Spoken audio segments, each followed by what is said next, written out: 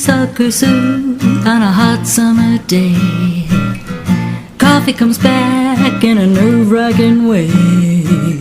The dishes and laundry take the garbage out. What a day, what a day, what a day. Welcome to Capital Region Today. I'm Ann Perilli, your host and producer of the show, and we've got a great lineup today. We're going to be hearing from a guitarist right off the get-go on this show, which is going to be really great. He's been on the show before with a group, but now we're going to put him up there for his own right, and he's brought an album to show. We'll talk about that as well.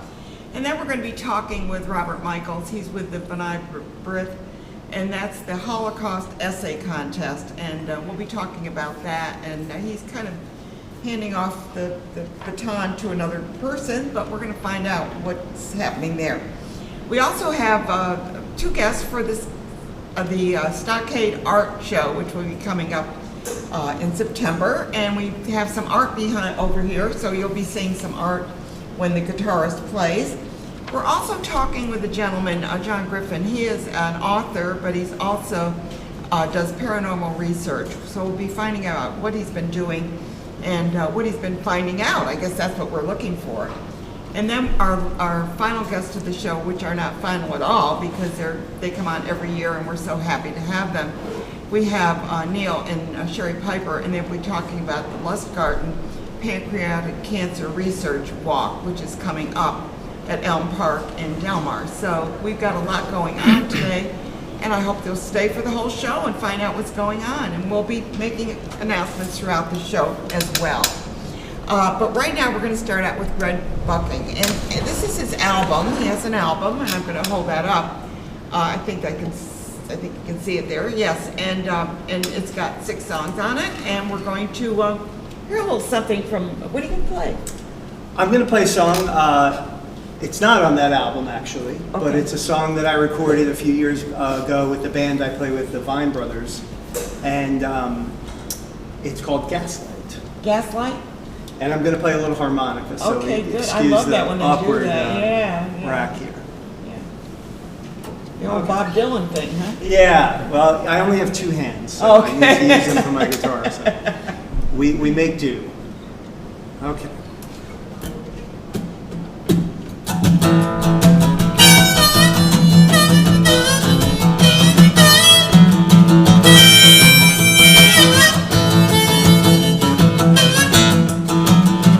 Sold your dignity to the highest bidder. Someone else's progress make you bitter.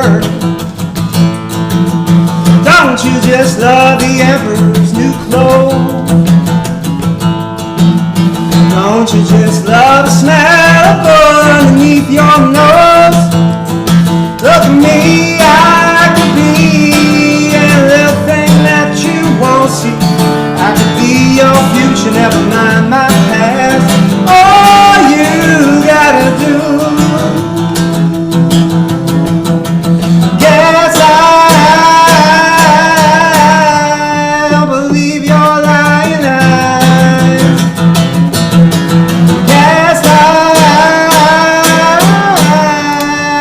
everything is fine.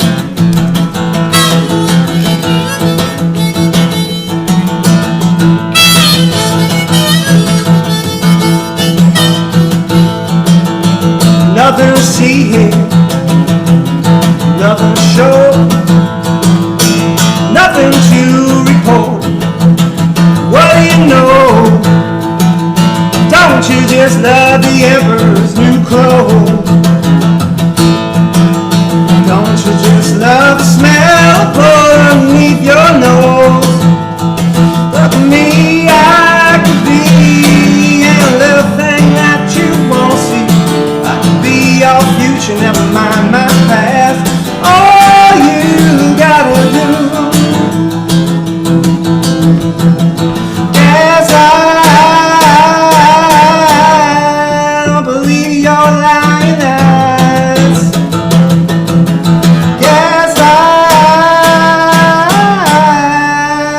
everything's fine.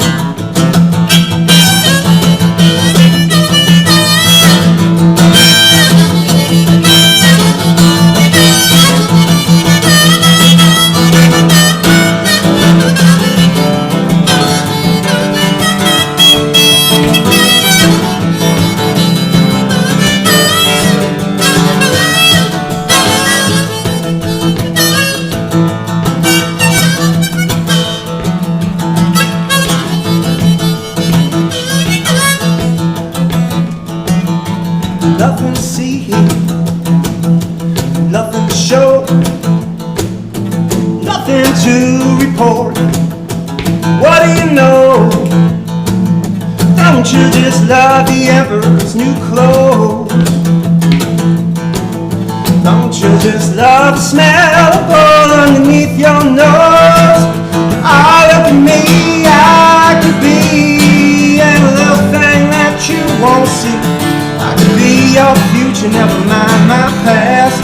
All you gotta do, look at me, I could be any little thing that you won't see. I could be your future, never mind my past. All you gotta do.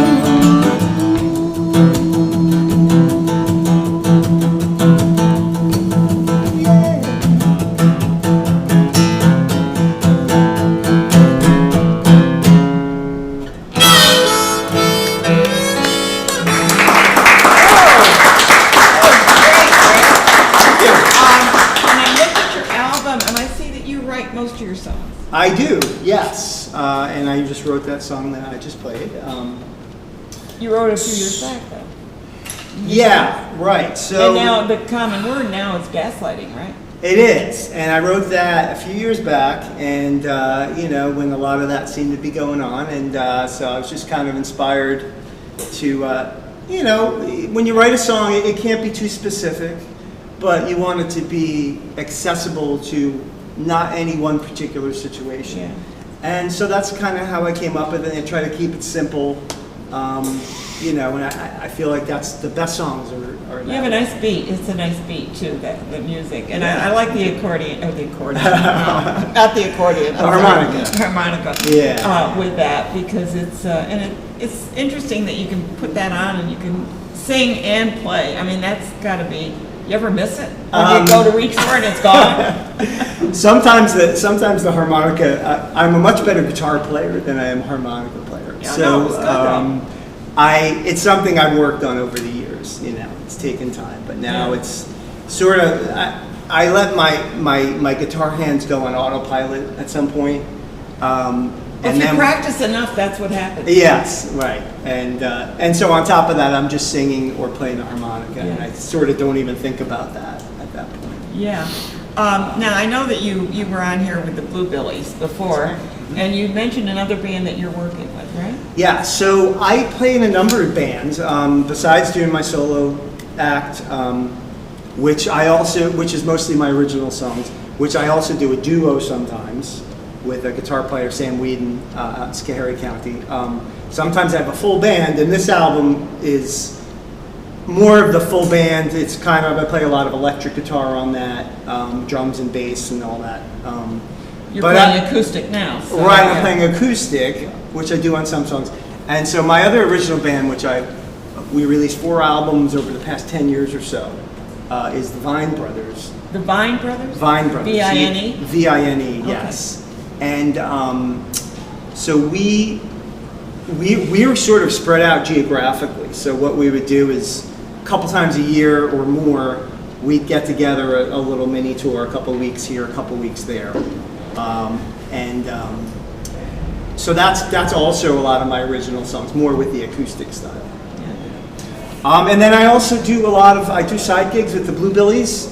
We play a lot in the Capital Region, up at the Strand Theater in Hudson Falls, Cafe Lena, Little Theater on the Farm in Fort Edward. And you got a gig coming up, right? I do. I have a lot of gigs coming up. Yeah, well, let's talk about those. Let's talk about them in case somebody wants to catch it. So the one I'm excited about the most is at the end of September on the 30th. Yeah, I think we have it. It's on the screen, I believe. Yeah, I'm playing right in the Gallopville? In the Gallopville house, right? Yeah. Right in the border between Schoharie and Albany counties. Right. And it's a historic old house. Really, just a really nice, cool vibe you get there. And I'm going to be doing it solo, and it'll be more of I'll be talking about the songs. So more of maybe a little question and answer, but it'll be a lot more intimate setting where I can kind of talk about my songwriting and the particular songs I sing. It's a free event as well. It's a free event, yeah. It's it's an arts grant. It's slipping my mind now. Schoharie County Arts, I think. Every county seems to have an arts grant. Yeah, so they put on all these great shows. So I'm really excited for that. I'm really glad to see that we're getting music out there and it's amazing how enriched our community is with music. I mean, and when I say community, I don't mean just Schenectady or Albany or Troy. I mean, it's outreach to Schoharie County and many of the outlying areas, Saratoga, of course. But there's so much going on, and it's important to bring music and art. Right behind you, as a matter of fact, as I'm talking to him, behind him is the art we're going to be discussing for the Stockade Art Show. So you're in good company now. Yeah, oh yeah. Two kinds of art there. When did you start playing? I was probably about 10 years old. You got your first guitar. Yeah, I wanted to play rock and roll. Of course. And I took some lessons from a folk guitarist, which was very cool. I learned some basics. But soon enough, I asked my mom, I'm like, I want to get an electric guitar and let's, Oh, so you got an electric one right off? Well, within a year or two. Okay. And I've been playing ever since, really. It wasn't until my 20s when I really got serious and, I finished college and decided not to do anything in my field that I studied at college. Really? Which my parents were very happy. I'm sure they were very really happy happy about. with that, right? Yes. Oh. But yeah, and I've been doing it since then, and over the years you learn to be, you learn to improvise and you learn different styles and different vocabularies. So I can play in a country band, or I can play in a funk band or a reggae band or anything in between. Do any classical guitar? Except classical. Thought I'd throw that one out just in case. That's a lifetime That is. commitment, and it's completely different. It's totally different. It's a different study. I do a little bit of jazz, which is a little bit more with the commercial music. Yeah. So, yeah. Well, I want to thank you for being here and sharing your music with it. And you so you do much. have an album. How would people get your album? GregBucking.com Okay. has all my social media links. You can get my album. You can see where I'm And going to play. we'll be putting that on Facebook and on LinkedIn, Instagram. We try and get the word out for everybody that's on our show. Yeah. Yeah, and on my website too. So good. Thanks, Greg. Thanks for always having nice to see you again. We're going to switch right over here. We have another guest coming on, and Robert has been on my show before, talking about raising the awareness in young people of what occurred in 1939, 38, 39, 40, 41, 42, 43, 44, 45.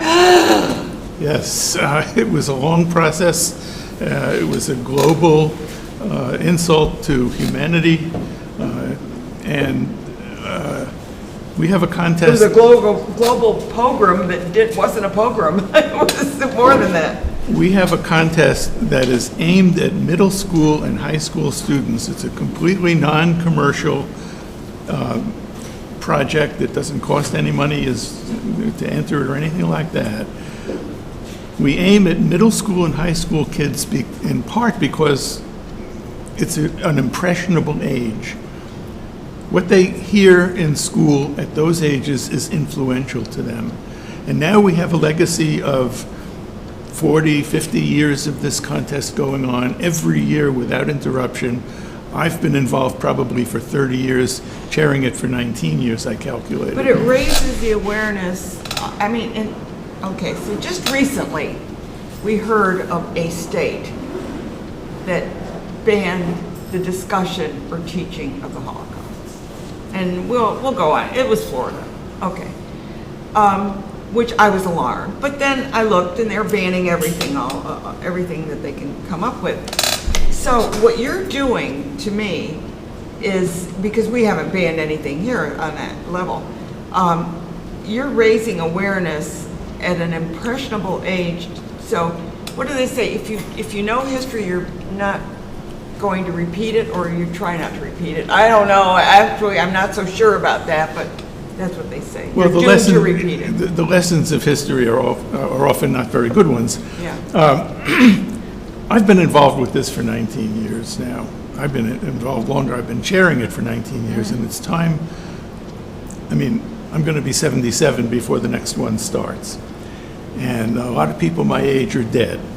So I know I can't keep this up forever. And we have a wonderful associate, started as an intern, Danielle Haft, who is willing to take this on, and she's ready to do it. And she couldn't be here today, or else she would have been. out of town. And I would have preferred to let her talk about herself, but she's very modest. Maybe it's better that I do it anyway. Okay. 7 years, she's gained my trust.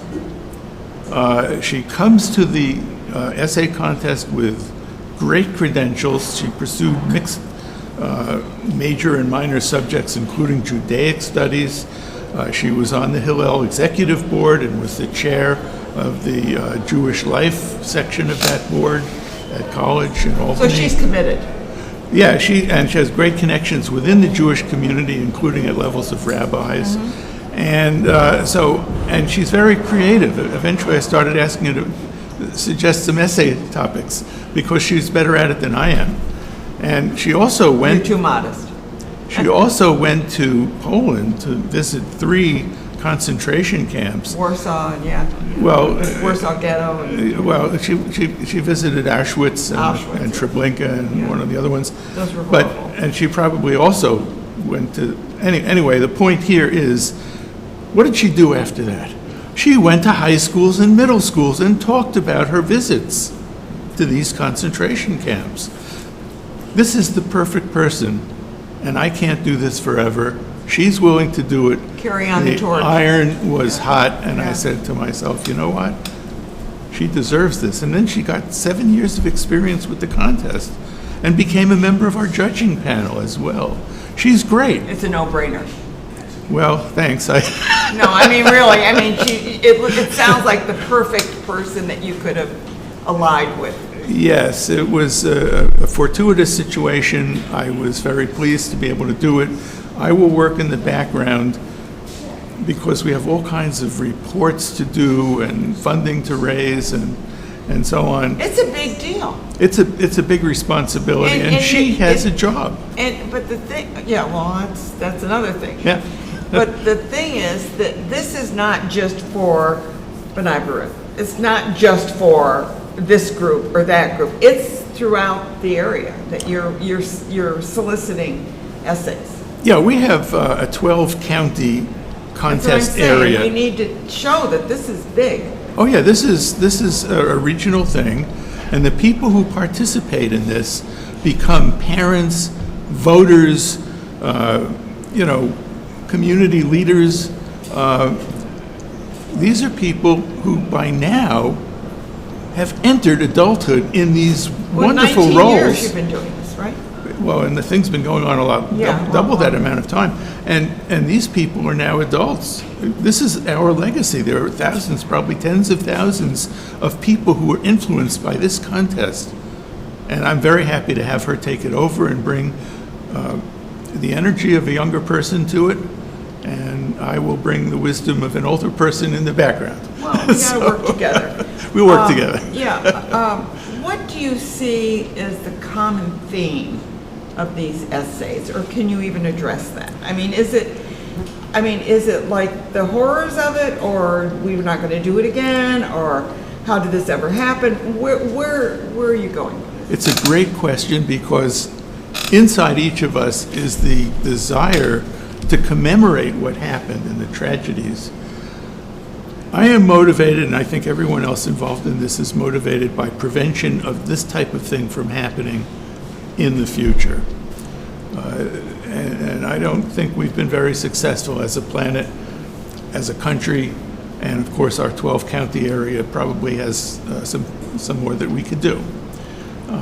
We try to get some publicity. There is a photograph up that may be displayed. There it is. Okay, you have that up. Let's talk about that. Showing a couple of the people who won first there we go. prize. Maybe you can address that. First prize in the middle school and first prize in the high school.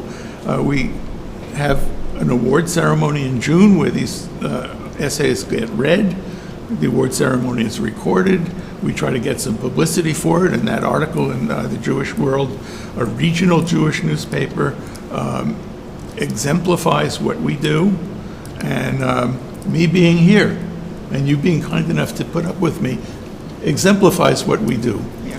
And it's just great. It's my pleasure, actually. It's my pleasure to bring this to the front. Well, and it's great that you do, and you have my undying, well, I can't guarantee that, but my undying thanks for it and appreciation for it. It was a horrible time, and it's almost inconceivable that. Did he call it? What did he call it? The final solution? Was there a name for it? That was in a memo someplace. Yes, Yeah. that's where the term came up in World War II during the. How you wonder how could a human being conceive of this, and yet it occurred not just in his own mind. He was able to mobilize and create this, and then you hear, well, we lived in Germany, we didn't know that was happening, and yet I talked to a gentleman who I think I probably talked to that found Hitler's hat, and Merowitz, his name is Richard Merowitz, he's since passed on, and when he asked those people, he said there's no way that they could not have known because it was so close to towns. And Well, like I said- maybe your new protege can attest to that. We are in a world where this is happening now and continues to happen, which we address in the future. And if you just look at Ukraine right now, you can see the importance of this issue, because you ask the question, how can a person, and the answer is, there are too many people. How can they, and why do they do it, and how do they do it? And people listen to them and believe them or pretend to believe them, whatever it is. They're powerless, or they think they're powerless. We do what we can, and it makes my life better to do it. I Yeah. hope it will make Danielle's life better Raise the awareness, as well keep raising awareness. to do it. But it's frightening to think that one person could have started this and gotten backing and you know, and it's always like the scapegoat. Now, in that instance, it was the Jewish people, it was scapegoat there because the economy. And then it's the blacks, or it's the immigrants, or, you know, there's always got to be a scapegoat in order to mobilize people who are looking for a reason. Well, each year we try to select an essay topic that is germane to one of those issues. This year it was Ukraine. We try to pick something that will resonate with students so that they won't be ignorant, won't be inclined to claim that they were ignorant. We are putting them in a position to do their own research on a historical event and translate those experiences and insights from the past to how they should behave and comport themselves in the future as our community's leaders, as our parents, as our teachers, as our voters. Well, raising awareness is always the best thing. And the fact that you've got children doing this, I'm sure they're having their parents read their articles just before it's turned in. So you're kind of spreading that out so that there's more and more input and awareness to it. I hope that you will come back again. I know that you're retiring from this position, but please come back again when the new person comes on. I will attempt to do that, and if she'll have me and you'll have me, I will. It wouldn't be talking about the Holocaust unless you were here. Well, thank you. Yeah, thank you for all you do, really. I can't tell you how appreciative I am of people like you that are doing things to make wrongs right, to make, you know what I'm saying, maybe I didn't say it right, to correct the thing. I charge at a lot of windmills. Do a lot of damage. Well, what is it, what was this, the Don Quixote there? Yeah. Good to see you, Bob. Take care. Thank you so Yeah. much. Art is next on the agenda, and look at those paintings. Paintings? They're paintings, right? Paintings, yes. Because they're kind of graphical, but they're paintings, yes. And they're yours. Yes, they are. Yes, I know you're an artist too, I am, but yes. you didn't bring any of yours. I didn't. I He don't was show. too pressured to, right? I'm on the board of the show, so. Oh, so you didn't want to show any of your, you will show it there though, won't you? No? No. No, because there is a competition, right? There is a competition. And you don't want to be involved in the Correct, competition? yeah. Okay. Greg, Great. He lets me. Great, He great. lets me win. Yes. I like your art. Thank you. Can you tell me what the one behind you represents? Because I see a lot in that, and I'm wondering what that painting has to do with the piano player. Oh, what the painting has to do? I'm gathering your question. Did I? Yeah, I never heard that kind of question before, but that's a great question. Well, you don't just put it in there. I mean, usually when you do art, you've got a reason to put something in there, or maybe you just want to balance. I don't have enough blue. Let me put blue over here. I don't know. How do you do your art? Well, that's a large part of it. I was down at New York City with a friend of mine years back, and he was looking at a Paul Cézanne painting, and he said, "Wow, what a great designer he was." And I'm like, "Well, what does that mean? A great designer?" And my friend, who's an artist, just talked about balance and color, and shape, and just designing pieces as Paul Cézanne. As after he said that, I started looking at pieces and shapes of color and kind of putting them together almost like a puzzle kind of thing. And that kind of spoke to me. And that's what I think about when I put together a painting. It tends to be the way that makes sense with my abilities to put together something that people want to look at. So, talk about this painting. What does that mean to you? Because you got a piano player, you got a picture which I'm thinking might be a musician over there. You've got, it's a room. I can't tell what there is. It looks like shelves, maybe bookshelves. Carpets are a little bit different. So, and the guy looks really pensive. He posed for that. So he was... That was a real person? Yes, that's Sugar Bear Mosier, who plays ragtime piano at the Moon River. Now that's what you're telling at me. the Moon River Cafe, among other places. Yeah. And he dressed like that. He dresses, I don't know the backstory, but he somehow is a young guy that has a connection with ragtime piano. And in between playing ragtime, he tells you about the history of each and every ragtime player. I love Newbie that. and, I love that. And So Scott that Joplin. is a real person. Right, so I put a little, there's a little portrait of Scott Joplin.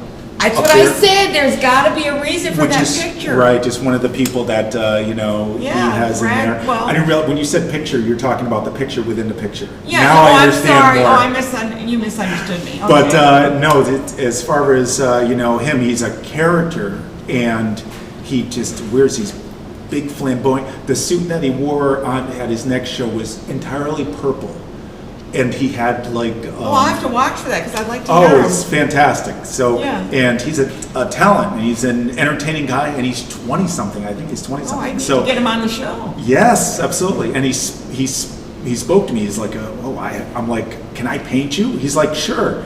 And he's like starts posing. I'm like, oh, you're gonna pose? Oh, this is great.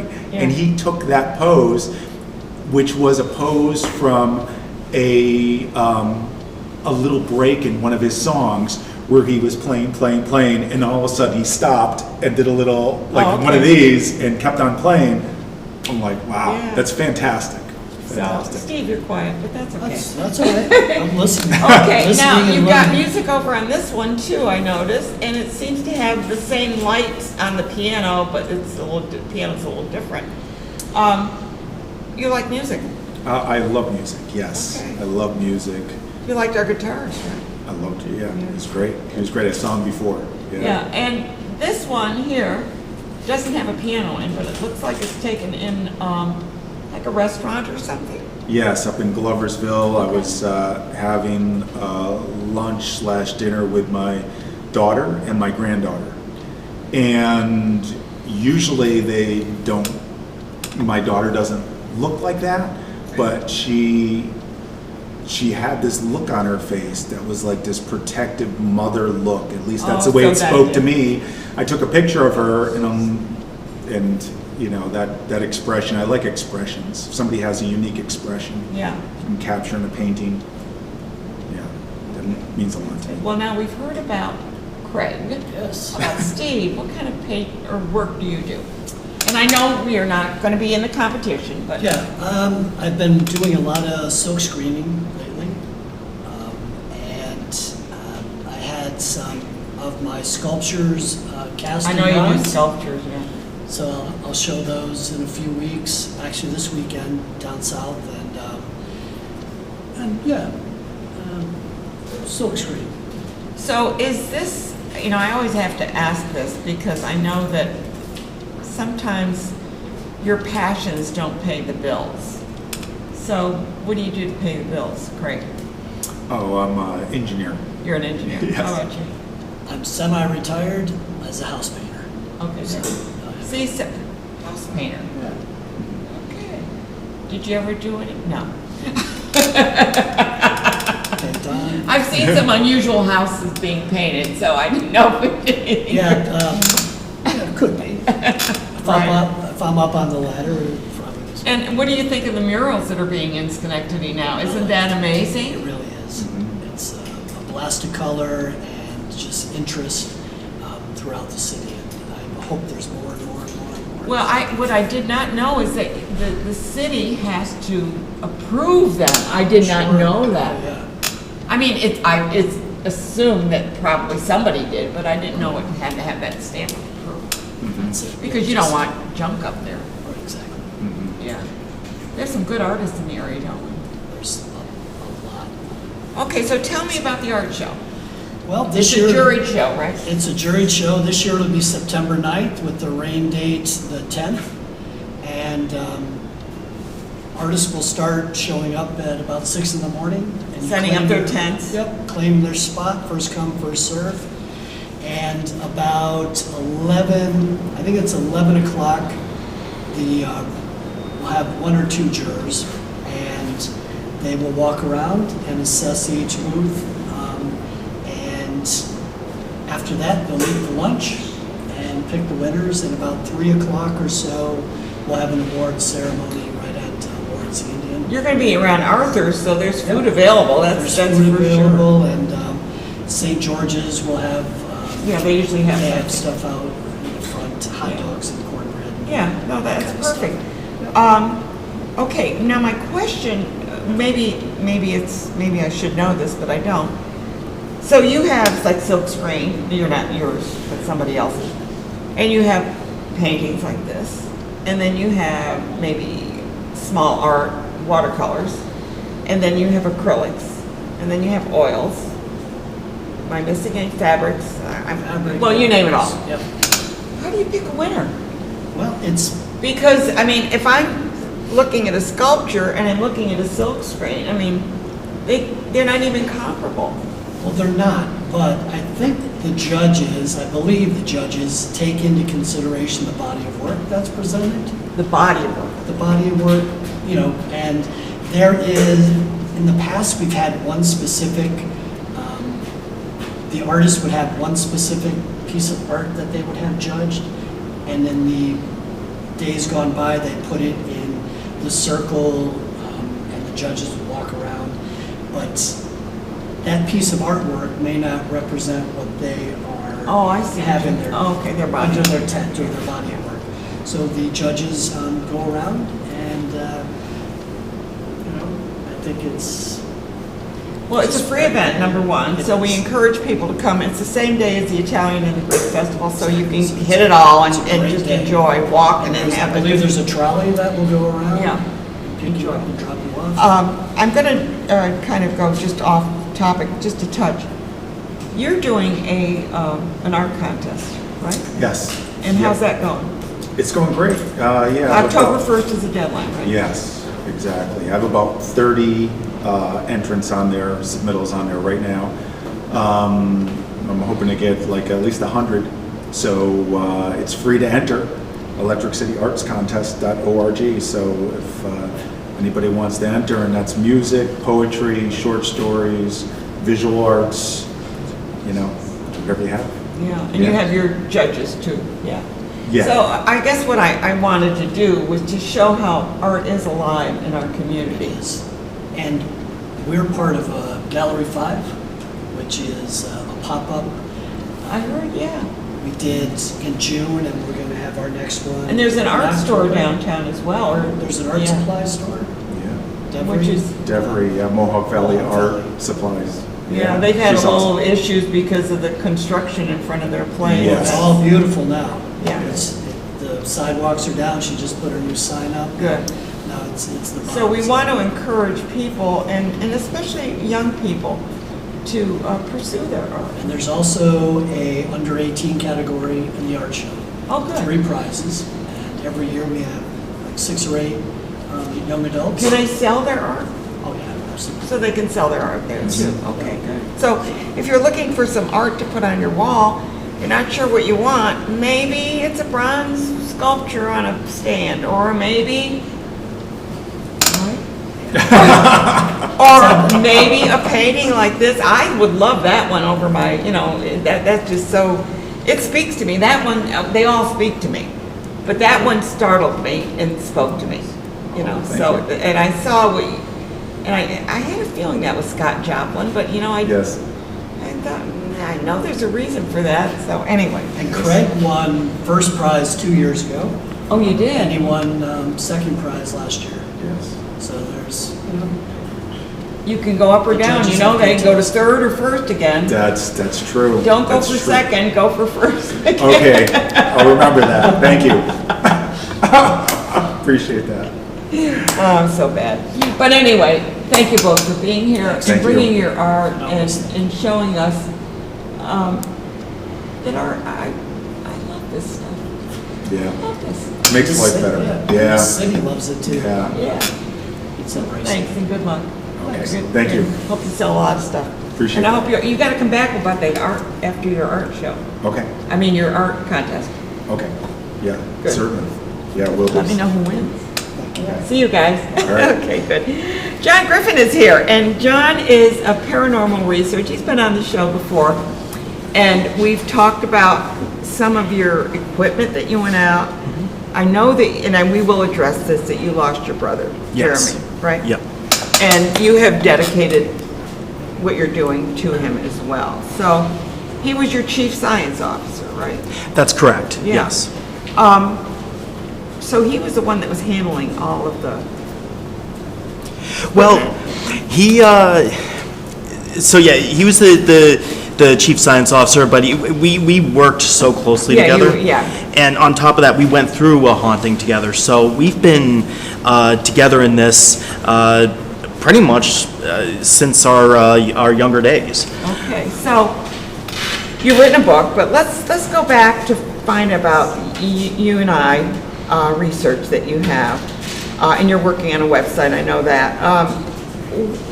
Okay, so I have a home that I'm feeling a little bit like there's something weird going on, and I call you. What are you gonna do? So our team has actually been starting to head more towards the research aspect. Oh, the research. Because, we still do residential cases and such, but we found that, there's a saying in the field that there's no explanation. So my view is that how can I walk in and assist somebody if it's technically unexplained? So we've been collecting a lot of data, identifying trends, conducting physics-based experiments to try to understand more about how all this works. And that way, when we go into the residential cases, we still go in, we try to identify anything that may be of something that's unusual. But as to, we may get people who will be, who will ask, can you help us remove it? Whatever's going on. That They becomes, get this uncomfortable feeling and they just want it to be gone. yeah, and in some cases, it's as simple as walking in saying, "Hey, listen, you're frightening the owner. Can you please, calm down with this, please?" Sometimes that works. Sometimes it ends up being a joint adventure, I guess, where they both coincide. The owner doesn't. They're afraid of what's going on, and immediately a lot of people jump to, it's a demon. and then we come in and Well, go, and it's like, no. no, we walk in, we find out it was a past resident that passed or something to that effect. So a lot of it is more of understanding, identifying what's going on, and then presenting that information to the owners. And then, while at the same time, we're doing the research aspect of it. And I'll tell you, after I've been doing this in the field for going on 21 years now this month. You've been on the show a number of times. Yeah. And we have made some significant progress. Now, we've got, let's pull up the photos and then tell me what we're looking at in the photos. Because I found them to be interesting, but I didn't know what they were. So here we go. So the Path to Communication is a new video series that we are starting for our Patreon members. Where would they see that? That's going to be on Patreon. Okay. Patreon.com/UNI Research. Okay. And basically, it's a show dedicated to my brother and my So what are Katie's we looking brother. at here? Well, he's got that up, yeah. That's an experiment, what we call Project Apparition Hall. And we're trying to increase the amount of apparitions that we're seeing based off of the environment and trying to understand their composition more. The photo that's in green, Yeah.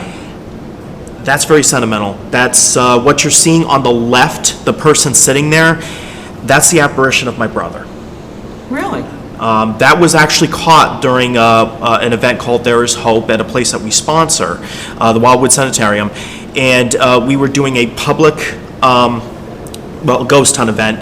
And that was captured at the There Is Hope event, which is actually dedicated to suicide prevention. Oh, okay.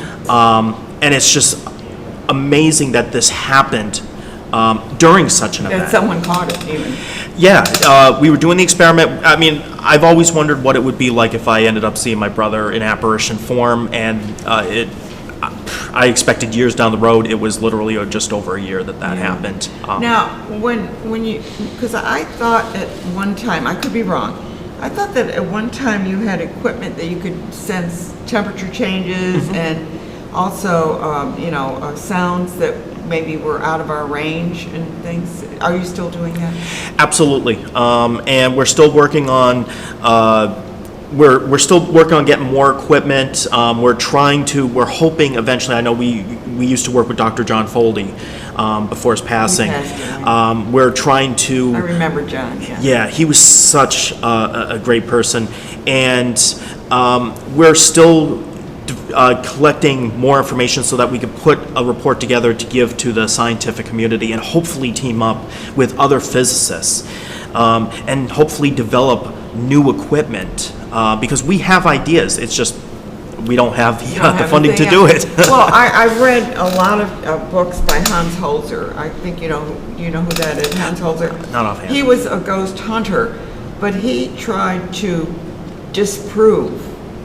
So he would go in, and when he'd say, "Oh, well, that's because of the insulation or something like that." But many cases he couldn't talk it away. His books are very good. They're short pieces on different places that he went to and tried to talk it away, and it didn't talk away. Some he talked away. That there was a difference of temperature because there was such and such, and there was an airflow or something. So those, I think, are very interesting when you have someone with an open mind that says, well, maybe this isn't, but maybe it is.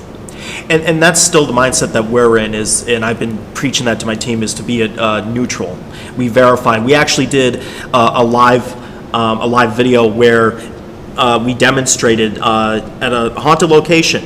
We saw that the door was opening and closing, and at first we're startled, and it turned out it was my father opening and closing another door down the hall. And when he opened it, the door opened, and it vice versa. Suction, so yeah. We filmed it, and we were demonstrating You thought airflow. it was the thing, but it wasn't. At first, we jumped because it was one of the most haunted rooms, but it turned out it was just nothing but air pressure. Yeah, and that's what Hans Holzer tries to figure out. He's gone now. He's not, I don't believe he's around anymore, but he's written a number of books, which are worth reading because it's of the way he approached things. I found him to be very fascinating, but of course I'm fascinated by this topic anyway, to find out. So you've written a book, and tell me about the book. And it hasn't been published, isn't out yet. It's in the publishing process. Okay. Paranormal Puzzle, The Illuminated Loners. This focuses on the different research that my brother and I did together, the haunting that we experienced, how our mindset changed as we went through out this experience and the research. So it's a huge dedication to him, and it leads up to the moment that he ended his own life. And the paranormal does play a role in that, unfortunately. Yeah, it's interesting that he took his life. I mean, I'm sorry for your loss, because that is probably the most devastating thing that can happen, because everyone says, well, how could it happen and what happened, blah, blah, blah. And I'm sure that your research, you're still searching to find an answer if possible. Yeah, and he has made contact in his suicide note. The last sentence in there was addressed to me, saying, "John, we'll be in touch, I promise." So he left you a note. Okay. Yeah, he left a 4-page note. And I was the last family member. He mentioned us before that, saying that he loved us, but then he left one last message for me at the end. I'm so sorry for your loss. Thank you. And it's recent. I mean, it's not like years and years ago, but it's recent. Yeah. So it's got to be raw in what you're doing, but you're trying to carry on because you both have the same mission. So, and how big is your team? You talk about your team. Well, right now we have 8 people. Okay. We fluctuate every so often. Absolutely, yeah. It's funny that you mentioned about keeping his name alive. The lab coat that I'm wearing is the first lab coat he ever wore. You mentioned that in your message. Yeah, and so my view is that wearing it, I wear pretty much wearing this. Keep him close. Yeah, it's wherever I go, or wherever I go, he goes. Well, he loved you. Right. We were very close. Yeah. So I want to thank you for being here, and I hope to see your book in publication. This year. Yeah, and I'm anxious. I know he's going to be giving a talk to a group that I'm with, and so I'm really looking forward to that as well. John, keep looking. You never know what you're going to find. Thank you. Yeah, good. Well, here we are again with the Lustgarten, and they come on every year, and every year it gets bigger, and you raise more money. I think last time you were in the 40,000, 50,000. I forgot how much it was last year. Last year we made close to 100,000. 100,000. I mean, it was a big number. It was a big number. In total, we've raised about 1.5 million. That's amazing. In 19 years, because this is our 20th. We're talking about pancreatic cancer. Lustgarten is an organization that does research in trying to prevent. I think we know treatments, but prevention is the key to all of this. Is that correct? It's the ultimate goal. Yeah. So what have you learned since last time? Because last time you had a lot of information, and I was really thrilled to hear it. Well, first of all, Lustgarten is celebrating its 25th. It's our 20th year locally.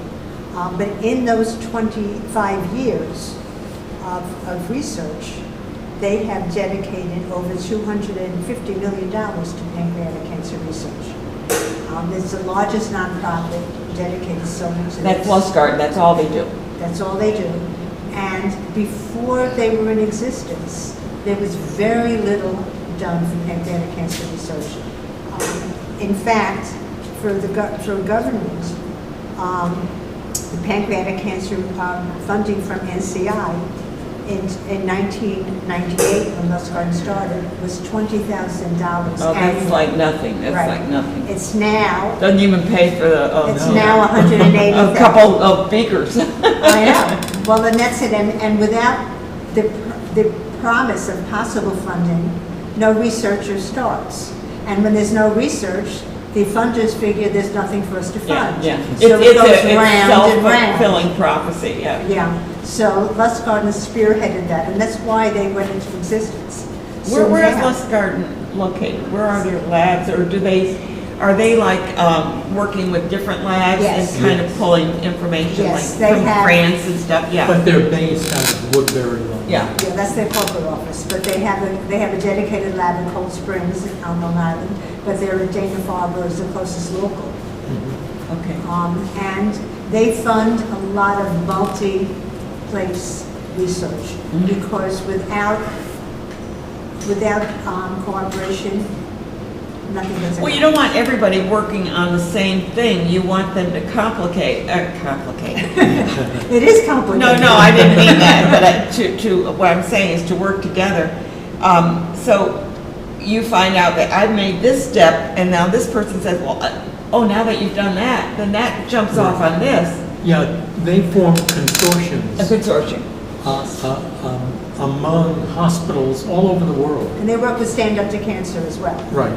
So for instance, This is they the work Pancreatic Cancer Collective. right closely with Dana-Farber, with Mass Gen, with Johns Hopkins, with I forget the name of the hospital out in Seattle. Yeah, I think MD Anderson. They Right. work with, I mean, it's and they do competitive, solicitation of studies. And we are making progress. Okay, But they so also share their research. So the consortium that they've created. so they Instead of build off of each competing other. with each You other. don't want to be all working on the same project. No, they don't create pillars, for each research project. What they do is they share the research, and this research group will work on something that adds to it. Exactly. And so it's a totally different way of approaching. No, it's the things. best way to approach it. It's the Yeah. best Yes. way. It's the Yeah. best way. But how close are we to finding Funny you Okay. should ask. I happen to have a few notes here for recent research. They have something, first of all, there are 3 pillars that Lustgarten funds. The first pillar is early detection of pancreatic That's cancer. the most Because important. early detection and survival. Right. The second pillar is personalized medicine. So it works Biopharmaceuticals. with each patient. Yeah, biopharmaceuticals, yeah. Right. And the third is new drug development. So let me just discuss a few of these. I don't want to discuss all of them, but I'm going to do some highlights. Yeah, we got time. Okay, there's a thing called PanCan-D test. And the PanCan-D test is D is in dog? B is in boy. Oh, B is in boy, okay. D. Oh, D, I'm D sorry. is in D is in dog. dog. Okay, we're It's back. lowercase d. Okay. I don't know what the D stands. That's okay, I'm just trying to picture it in my mind. Okay. It's the first blood test on the market dedicated solely to the early detection of PC, pancreatic cancer, approved for patient testing. So Ta-da! so wait a minute, so if I want to be tested, Yeah. am I a candidate, or do you have to No, have a prerequisite? you have to be high risk, What? right? High This risk. is the high risk, right? Yes. Yeah, it seems Right. to me that it's not a blanket. Now, protocol says what is high risk. High risk means that a person who suspects, or a person who has had 2 nuclear members of the family who have pancreatic cancer, they are at high risk. Okay. So if you have 2 or more relatives, they're high-risk people. Okay. So I'm a high-risk person, because as I Did you have the test? No, unfortunately not, and this is the reason Oh, why. doggone! It's currently available in all states except New York? New York, Oh, Rhode so- Island, Maryland, Pennsylvania, and California. How come? So we don't know, We don't know. but it's coming, and the fact that we have it, and that it's FDA approved. So now, if you went to Chicago, Illinois. The Yeah. problem is, I'd have to go to Chicago. Yes. So that means I'd have to travel, because it's not a one-shot deal. You have to continue to go there and get, Well, it's like any other. Tested. It's like any other test. It's a research. It's in a research. But the other Yeah. thing is, you don't have one mammogram and you're done. right. You So have to it's not a- constantly. So nobody's going to do that. They need to be Well, I in. mean- It's But got it's to be in common. the town. Unless you have a lot of money and you're willing to. Or But you're it- just but across it- the border. But it's Yeah. coming, Right, it is coming. I mean, they're working. Pan-Candy. yes. Pan-Can-D, that's a Okay. pancreatic cancer D. Next one is, this is a really interesting one. It's called the Felix program. And Felix is not an acronym. You talked about this last Yes, time. yes. Yeah, I remember And that. they're doing a lot more with it now. It's using AI to work with imaging in MRI and CT scans. And they're working to put it on every MRI and CT. It uses AI to develop new detection approaches. They're finding What more things. can they see? They're training AI, and the fact is that they're detecting stuff that that the pathologists are not finding. Right. Even with their, Even the best radiologists Radiologists, miss some yeah. things. This AI is allowing them to identify tumors that are 1 centimeter or less. And you know that in CT just barely Yeah, can see a 1 centimeter yeah. tumor. So this is really good stuff. And So once AI again- is going to come in after the CT scan. Is that what you're saying? it's gonna read it. Actually, during the During the test? Oh, Yes. wow. So the bottom line is, finding something early means you survive. So this is another tool to make that. for early That's, detection. well, not only that, it's not just for PC, it's For going to be for everything. everything. Well, it's coming for everything. Yeah. We know that. It's writing Anything the term that's applied papers, for it's doing PC everything. can be applied to others as well. Yeah. Well, as Um, long as we're using AI in a positive way, Exactly. you're hearing Right. some negative things right now with that AI. Yeah. Right? Artificial intelligence for those. The other pillar, the next pillar is personalized medicine. The first clinical trials are being done using mRNA vaccines. Now, we know about mRNA because that's the COVID vaccines Yeah. were developed this way. This is to treat post-surgical pancreatic cancer patients in combination with chemotherapy. And they're showing positive results. Now, what's happening is it's funded by Lustgarten with Stand Up to Cancer. Each vaccine is personalized and contains what they call neoantigens. Well, wait a minute, this is after, right? Yes. Yes. After, that's why they can Yes. personalize it and do the neoantigens. Yes, because Okay, they've gotcha. analyzed the Yeah, tumor. And what this does, these neoantigens stimulate T cells. And T cells are the key to Absolutely. fighting Yeah. the cancer. Yeah. Well, we're almost out of time. I just got a signal here. So when's your walk? Real The quick. walk is Sunday, September 10th. Okay. Elm Avenue Town Park in Delmar. We're going to have our usual stuff, a live band, refreshments from Price Chopper. It's an event to Dunkin' raise Donuts, money. Coffee. Yes, it is. And raising money and getting us closer to that 2 million and celebrating 20 years of success. We're going to honor some of our long-term walking teams. Some of them have been with us for 15 of those 20 years. Every year we get new teams, but They're we have And we people got to that get come that back. test here in New York. That's all I Oh, got to yeah. say. And we know that we have made a difference and that we will continue to make a difference. And raise And you got to keep coming back. I know that you want to retire. but Love you- Well, we're going to be Walkley to Emeritus next year. Okay, okay. Okay, I want to mention that next shows, we're going to be having Daughter for Hire on, Electric City Chorus, Harbinger Theater, International Center of the Capital Region, Schenectady Light Opera, Schenectady Civic Players. We got it all right here at Capital Region today, and I'm Ann Pearl, your host. Please come back and visit us. We'd love to see you.